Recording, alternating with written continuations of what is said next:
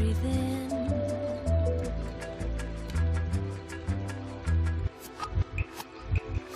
Now I took what I want, but you find that everything they've got. You step forwards to my shadow. You are follow in my pattern.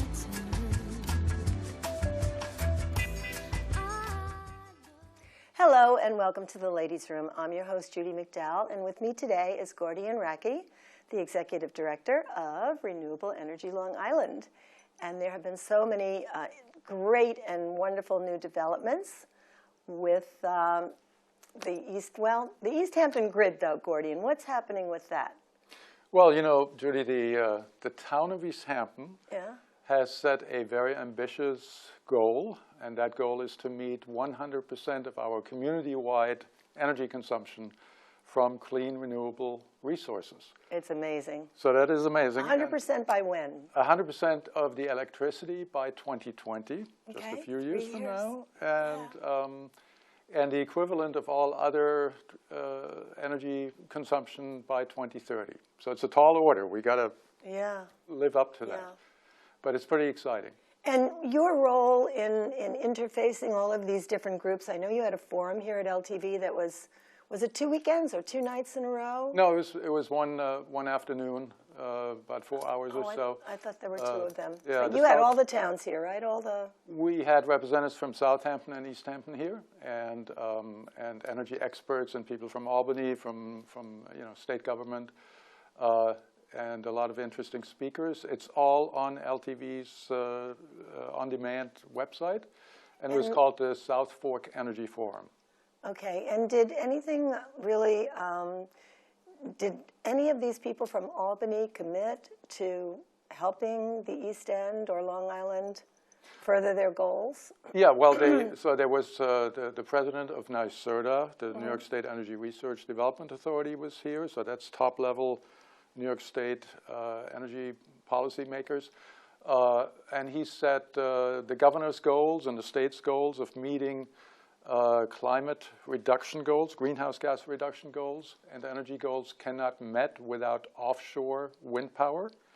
And that means that's pretty much a good signal, a green light, I would say. Windmills are coming back. Or windmills coming back to East Hampton, exactly. So you just recently went to Block Island, and did you go out to inspect their wind farm? We couldn't. The seas were kind of rough that day. We couldn't actually get in a smaller boat. We went to Block Island and then drove up to where the lighthouse is, looking at the wind turbines, and those are 5 turbines. They're only 3 miles offshore. So you can see them. They're actually in state water, so you can see them. And it was amazing to see this because it's a historic thing. Yeah, I mean, these are the first ones in, not just in the U.S., the first offshore wind project in North America. They've been doing this for 20-something years in Europe, Holland, and other places. Big fields of and we're finally catching on and have the first turbines, and they should be running by the end of November.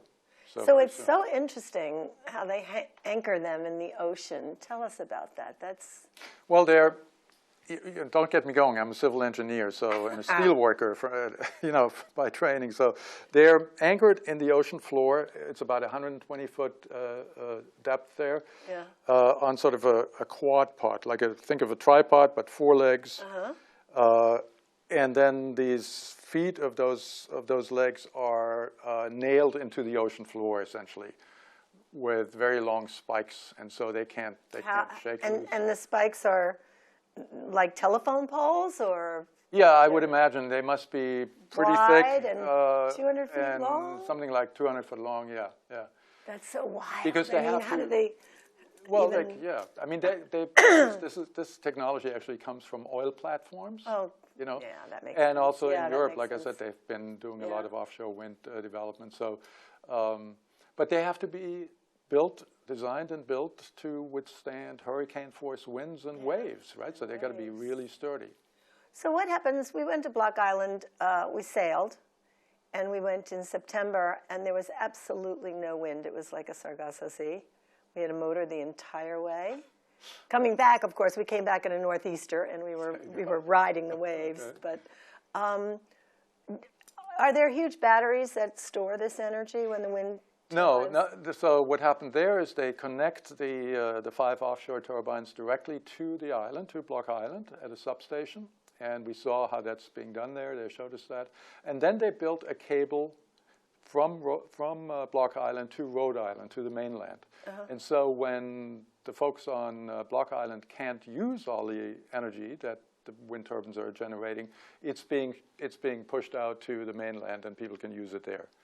And vice versa, if there was a day when there is no wind, so they can take electricity from their storehouse. Yeah.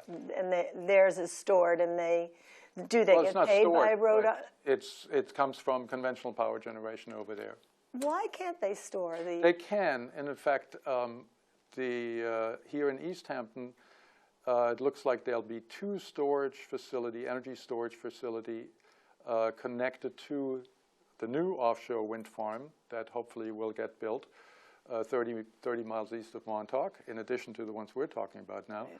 And that will be able to store the energy for usage during peak demand when it's needed. Yeah. But they can run without that because we still have other power generation coming onto the grid, whether it's conventional fossil fuel or solar or whatever it may be. Hydropower maybe from upstate. So the grid is always has to be in balance, and when one source goes down, another source goes up, and it always is balanced. Otherwise the lights would flicker and... Right. How did we get through the peak demand this summer? I mean, every summer it seems like a geometric progression. There's more and more and more and more people. You're right. But we didn't have any brownout or anything this summer. Not yet. And the problem, this is really, it's a great question. The South Fork is the only part of Long Island pretty much where the electricity demand is still growing every year and growing significantly. So through last summer, they were able to meet that power demand. But next year, 2017 and 2018 and beyond, there could be a shortfall. Now, it depends on a lot of things, how hot it gets and how much people will be using air conditioners. And also, they have to design their system to still work in case a line goes out. A truck runs into a utility pole and takes down a line. Right? It still has to work despite a failure in the system. So for next year, they're projecting an 8-megawatt shortfall, and that needs to be made up with certain technologies that are now quickly being brought online. Are we making strides doing a solar farm out here and a grid that we can all share in? Yeah, the town of East Hampton has signed contracts for 2 parcels to be developed with large solar arrays. But that takes a while. That may not be online for next summer. That may take a couple of years. There is a plan to get people to install these smart thermostats in their homes, which could be used to use energy more efficiently and more smartly. In other words, when you're not home, you may forget to turn the AC setting down or up or off. These remote control thermostats allow you to do that on your smartphone. From no matter how many miles away you are? No matter where you are. And in an emergency, when there's high peak demand forecast and maybe not enough power to meet that peak demand, the utility can access that thermostat and turn it down. You can override it if you're home and you feel it's not cold enough. You can just go there and push a button and override it. But if you're not home, you don't really care, right? And so it cycles it on and off for short intervals of time. But we need to become much better energy users. We need to get much smarter in the way we use and consume energy. The technology is moving so fast. I remember, in the 70s, the 1964 World's Fair, the GE Pavilion. Do you remember how it had the stage that where you sat in an audience and the stage went around and it showed the... Yeah. You were in Germany? Yeah. Okay, well, it had there were 4 theaters, and so a lot of people could go in, and then the stage went around, and it was in 4 sections, so one section would move away, and the next section would come up. So it showed a family in the 30s, a family in the 40s, you know, and it would be the same dog on the floor and the same mother, and she's ironing like with a iron she's putting on the stove in the first section, and then in the second section there's wires all over and bare light bulbs, and so, but the end one was the home of the future, and they just hit a remote control and the light panels went on and the music came on, and at Epcot Center, you went through all these different pavilions. Well, that was the 1964 World's Fair. That same GE pavilion was set up at Epcot Center, and they really hit home the fact that technology is always like 40 or 50 years ahead of what we as consumers actually receive. Because the companies, first of all, they need to sell their inventory that they already have, right? And they kind of don't want to move, especially the old guys in charge of these corporations. They're very resistant about moving into the future. What are you finding with that? Oh, yeah, that's right. I mean, sure, if you've done business one way for the last 100 years or so, and some whippersnapper comes along and tells you you should do it differently now, you're likely to say, look, why change? It's been working for a long time. And we've seen this in the communication industry. We've seen it in a lot of industries. The incumbent industries are not the ones that get it typically. It takes outsiders and newcomers to come in and bring us these new technologies and change the market model and succeed. We've seen that with IBM. Yeah, which didn't gone think now. that small Totally gone microcomputers now? would work. Yeah. Out of business? Or No, they're still around. around, but they're not on the They're like forefront of dinosaurs. things, right? Yeah. Unbelievable. So we'll see the same thing, I believe, in the utility industry.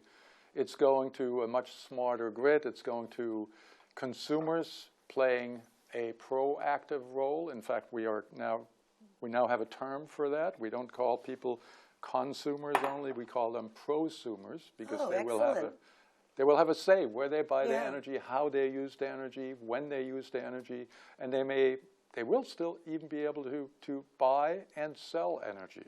We have friends that put solar panels on their roof like 5 years ago, and they've been selling the energy, and they're ahead of the game. They were able to buy their panels. Right. What programs do you think what percentage of people do you think are out here now putting solar panels on their roofs? Still is a relatively small percentage. I forget the East Hampton numbers, but island-wide, when we have about 3.1 million people on Long Island, 35,000 solar arrays are now operating.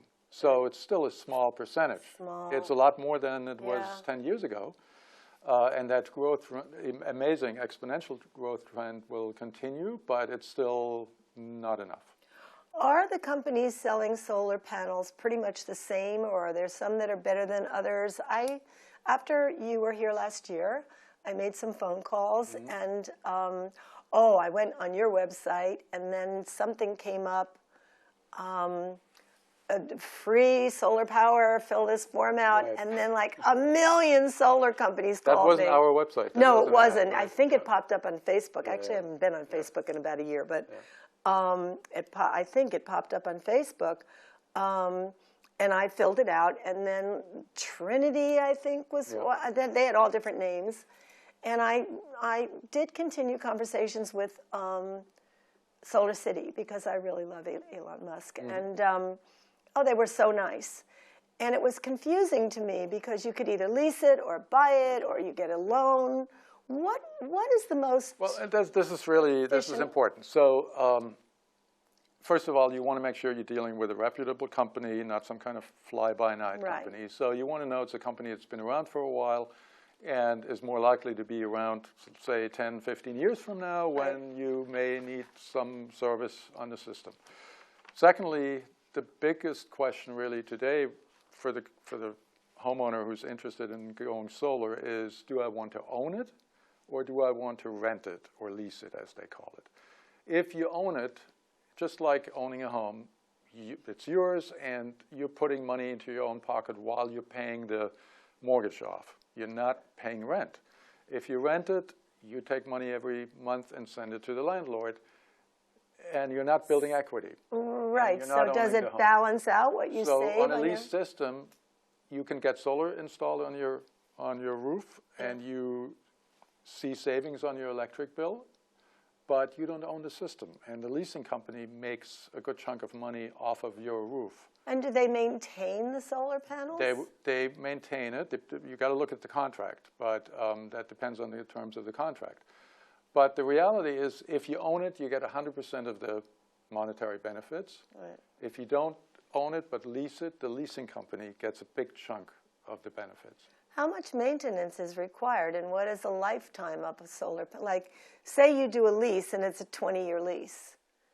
10 years from now, do you have to get new solar panels? Do they wear out? No, they very little maintenance. That's good. There are no moving parts. It's all electronics.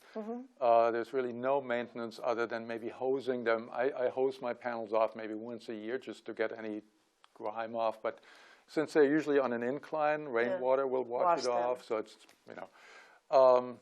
So the only thing is that parts can fail. I had, after about 10 years, my inverter, the box that turns the electricity into household electricity, had an electronic failure. They had to swap out a board. No big deal, and it was under warranty. But oh, so it's how long is the warranty? The warranty on the panels is typically 25 years. Oh, that's good. And inverter warranties can be 10 years only, so you got to watch out. So you got just under the I was wire. still under warranty. Okay.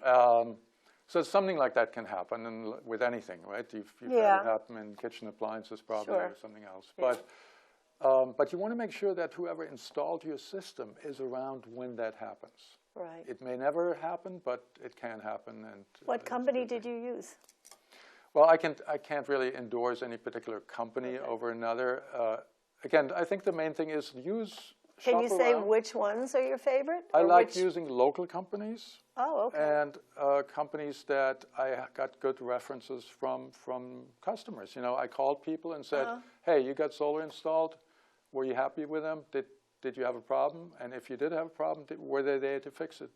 So are those companies on your website? Can we find those companies on your website? Yeah, we have a few companies listed, and those are reputable and they're companies. local. They've been around for a long time. And well, we can't talk about prices on the show, but price-wise, can they compete with large companies like Solar City? Oh, absolutely. Yeah, I mean, because the prices, first of all, for solar panels have come down dramatically over the last few years. I paid probably 4 times as much when I got my system installed as you're paying today. So that's a huge advantage now. But you do want to shop around and get apples to apples comparison quotes. I get so confused. Get at least 3 quotes, 2 or 3 quotes. And if you can't figure it out, you can always send us an email and we'll help you with comparing those things. That would be great. So now all of the new buildings that are going up out here, has the town put codes in place that are making them be more energy efficient? Yeah. Or is there any kind of ruling on that? Southampton has had a very energy efficient building code for a number of years now. And just now in October, beginning of October, New York State adopted a building code that covers the entire state. Oh, that's good. With a very aggressive and energy efficient building code. East Hampton Town is in the process of adopting a code very similar to the Southampton code, if not the same. And it just makes sense because when you build a building, you got to do it right and build it so that it will still be up to snuff 10, 20, 30 years from now, right? So making sure that your building doesn't needlessly waste energy is a good idea. Yeah. So that's more cost effective for you much too. More cost effective. So that's fortunately the case now with the state building code, and like I said, East Hampton Town is likely to adopt an even somewhat more stringent energy efficiency code. So if you live in Northwest Woods, right? Mm-hmm. Don't you have a lot of oak trees around your house? Yeah. Do you have also white pines? Yep. We do too. Mm-hmm. So if you're going to put a lot of shade. Yeah, and you can't do solar electric panels with shade. So you got to make sure you have would East Hampton let you take out some of the oaks since they're just like Scrub That oaks depends on your or- property, right? Some properties you're restricted as far as how much you can clear. But when you built, I mean, I built the house, so Yeah. we cleared the building envelope, moved the house back all the way to the north edge of that, So you had a so lot that of we had southern enough exposure. open space on the south-facing side of it Yeah. to be able to do that. But also, people got to keep in mind that trees keep growing for a long time. Oh, did they grow? Especially So- the white pines. Right. Oh my God. So when you're looking at solar, look at how tall the trees are now and Yeah. estimate where they're going to be 10 or 20 or 30 years from now. Because a solar array that gets shading for a good part of the day will not produce anymore or not produce enough. We've got a huge white pine right on the southern, right in our backyard, just right in the middle. All the rest are oaks over there, but there's this huge white pine that I don't know if they'll let us take down because it's kind of, we're on the edge of the designated white pine forest on Full Path. Yeah. And they're beautiful. It's beautiful in the winter to look out and see green everywhere, but at the same time, it's shady. Right. Well, check with of the Natural Resources Department. They can look that up for you. You know, they're the people who know what the clearing restrictions are. If you give them their address, you can call them up. I think, if you give them their address, they can look that up for you. And who is that you call? Department of Natural Resources at the town of East Hampton. Oh, at the town of East Hampton. Yeah. Okay. I just forgot the question I was going to ask you. Well, what about people that are looking for new houses? Is there something that they should be looking for with new houses? Yeah, it's funny when people, well, you know this, when people go and look at a house while they're house hunting, they look at these beautiful countertops and the cabinets and the floors and all the features. They never, or typically never, ask for utility bills. So my recommendation would be don't just look at beautiful countertops. Look at the utility bills. Well, if it's a new house. Well, if it's a new house, then that's difficult. But then you can at least ask whether the house was built to high energy efficiency standards, Right. or whether it was just meeting the code at the time it was built. So if you're buying an existing house, of course, you will be able to see utility bills, right? Yeah. If you're buying a new house, you may or may not be able to get an idea. But another important thing, I think, is to not just look for electricity savings, but also heating bills, right? So for that, you can look at the equipment that was installed and find out whether that equipment is 87% efficient or 95% efficient, right? What's the best kind of heating system to have in a house? Aren't there like thermal? First of all, the house should be super insulated. It's just like in the winter when you're going out, you want to have a nice down coat on, and then you want to zip it up, right? Unless you're a teenager, and that's not cool. So that means the house has to have really good insulation in the walls and even better insulation in the attic or in the roof, and also in the basement floor. Should people add insulation, or if the insulation is uneven, does it cause a problem? Oh, sure, yeah. So if you're going to add insulation, you've got to here and not good in the back, yeah. Yeah. Yeah, it's got to be even, and then you got to make sure it's sealed up, meaning you don't lose all that warm air you're generating with your heating system through cracks around the windows and doors and in the basement and things like that. They can test that. There's a program called Long Island Green Homes. Long Island Green Homes. And they will, you can call them, and it's on our website. You find it on Facebook. Okay. They will send a contractor to do a free home energy audit, and they will test the insulation. They will test the air infiltration on your home, and a whole lot more, and then make specific recommendations what you should do or can do to improve the efficiency of the home. So it's free. They come for free. It's free. Yep. Then do they try to sell you products, or do they? Well, they print out. It's a computer program based on the measurements they took, and they do a blower door test, for example. They blow air into the house or suck air out of the house, and then they can measure how much air you're losing every hour. Oh, that's so And so based on that, they say you should, put more insulation in the attic. You should seal around the doors and windows and rim joists in the basements and whatnot in the basement. And it'll cost this much, and it'll save you that much. And then do they have contractors that they would recommend to do those things that you need to do? They do. Oh, yeah. that's cool. And you don't have to go with that contractor that is doing the audit. You can select any other call and qualified get some estimates. contractor. Yeah. It's got to be a qualified contractor, what we call BPI qualified. BPI. So they know they're specializing. BPI? Building Performance Institute. Okay. But all of that is on the Long Island Green Homes website. Long Island Green Homes. Is And the that towns- your website? No, that's a link on your that's website, a state though. program. We have There's a link on the your website. And your website is Renewable Energy Renewable Long Energy Long Island. .org. .org. Okay. And I had one. Oh, what about people that sleep with their window open, a crack? Is that like a sort of stupid thing to do? Like they want fresh air during the night. Meanwhile, they've got their heat on 68 or something. What you want to do really is have a mechanical system in the house. Yeah. That's part of your heating and part of your air That it goes conditioning down at system. night. That brings in the right amount of fresh air all the time. You need fresh air to live. Yeah. But controls that.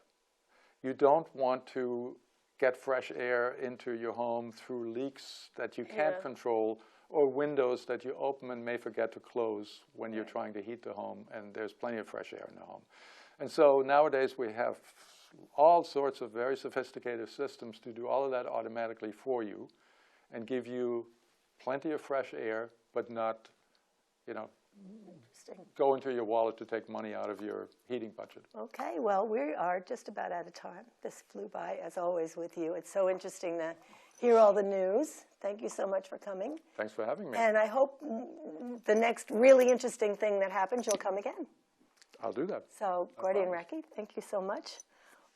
Renewable Energy Long Island, please look at the website. Please have your house audited because you said if there's just even just the littlest crack, it's like having Costs you a lot of money. Yeah, it costs you a lot of money.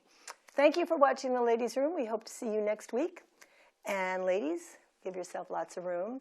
Room for love, room for fun, room to grow, and room to glow. Thank you for watching. Bye.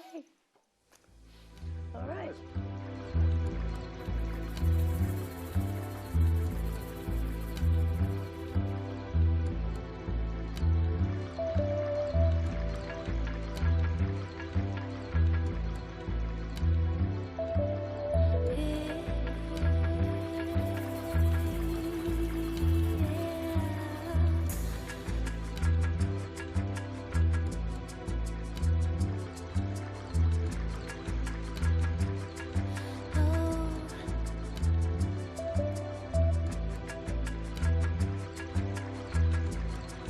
Breathe in.